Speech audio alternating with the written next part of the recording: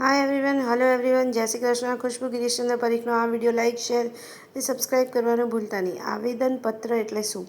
આવેદન નામ કોને પાડેલું છે? આવેદનપત્ર એટલે શું? કઈ કઈ ઓફિસમાં આપી શકાય છે? તેનો મિનિંગ કેટલા થતા હોય છે? કઈ કઈ તારીખે આપવાના હોય છે? કોણ કોણ લોકો હાજર હોય તો આપી શકાય છે? તેનું મહત્ત્વ શું? તેના ગેરફાયદા શું અને તેના ફાયદા શું? કયા વર્ષથી ચાલુ થયા છે અને કેમ ચાલુ થયા છે? તિથિ, તારીખ, ચોઘડિયા, વાસ્તુ જણાવો.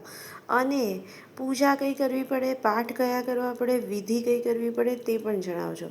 અને કયા કયા પ્રકારના લાભ મળતા હોય અને કયા કયા પ્રકારના ગેરલાભ મળતા હોય તે પણ જણાવજો. અને કેવી રીતે જોડાયેલા રહીએ આવેદનપત્રના લોકો જોડે અને કેવી રીતે છૂટા પડી જઈએ તે પણ જણાવજો. પેમેન્ટ ખુશ્બુ ગિરીશચંદ્ર પરીખના એકાઉન્ટમાં આપવાનું ભૂલતા નહીં. અને આવા કેટલા પત્રો દુનિયામાં હોય છે જે આપવાના હોય છે અને શીખવાના હોય છે તે પણ જણાવજો. ટેક કેર, બાય, જય શ્રી કૃષ્ણ.